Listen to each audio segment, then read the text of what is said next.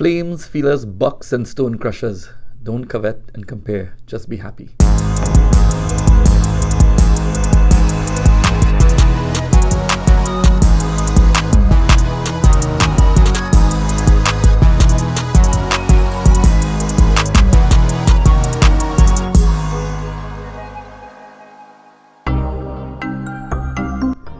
When I was in school, there was a serious lesson that I was, at the time, too ignorant to learn.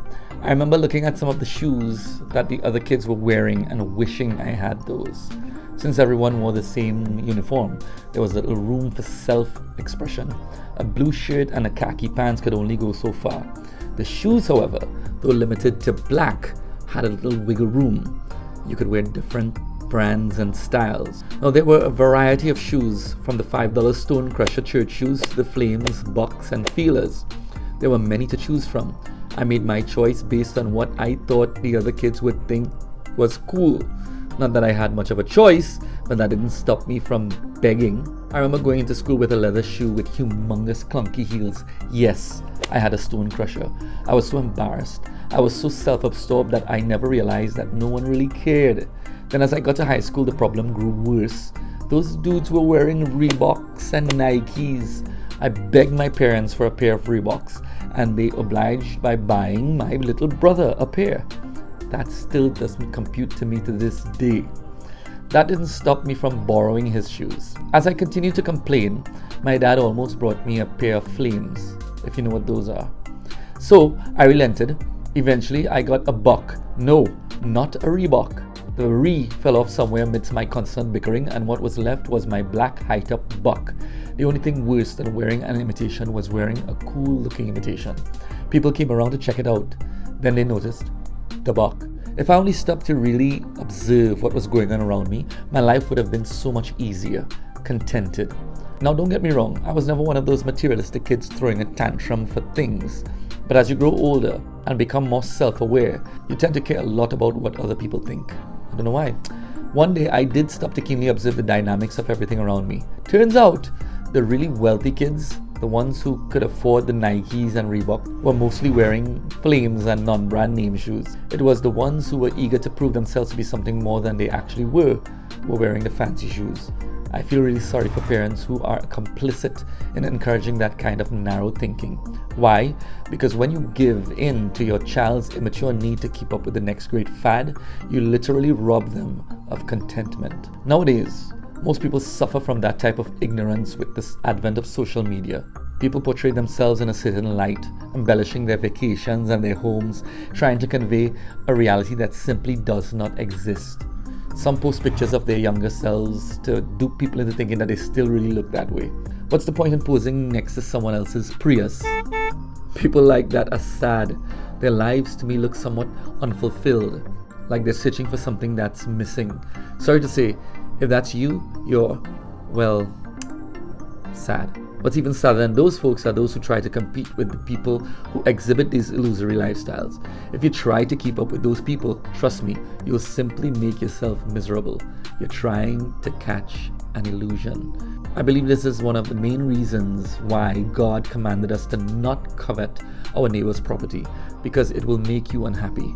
The saying, the grass is always green on the other side of the fence, is too true. People make themselves miserable by comparing what they have to their neighbors.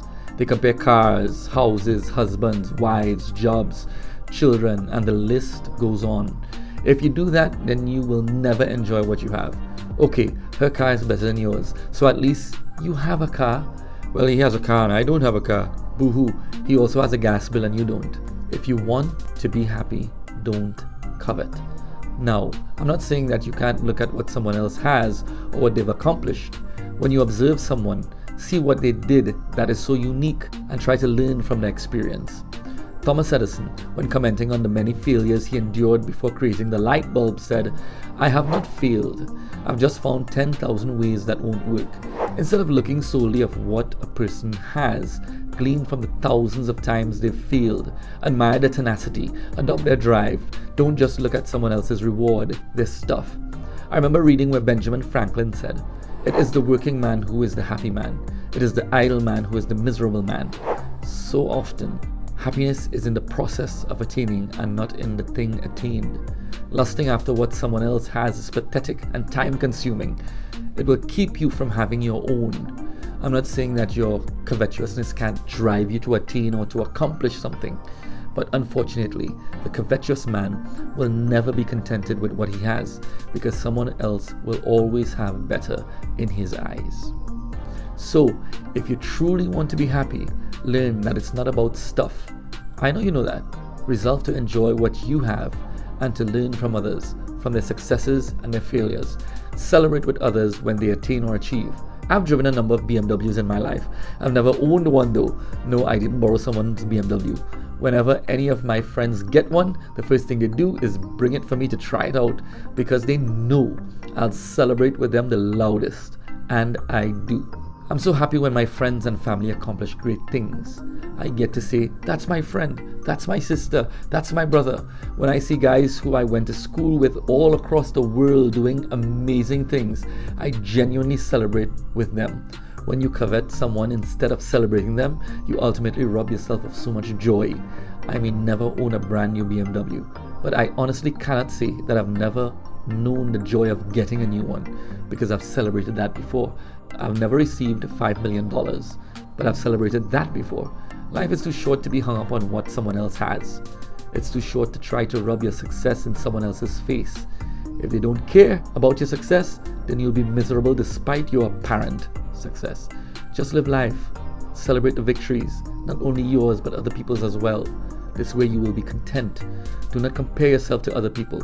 Don't obsess over what you don't have. Cherish what you do have. I thank God for my buck and my stone crushers. I won't trade those memories for anything. Why? Because today I know the value of God's blessings. Now think about that. I wonder if they still make bucks.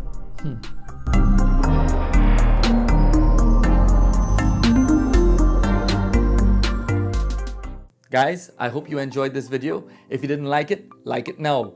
Share it now. If you did not subscribe to Preacher Man TV yet, get on there and subscribe. Subscribe to Preacher Man TV on YouTube and click the little notification bell so that you won't miss another message. As soon as we upload it, you'll get a notification. God bless you.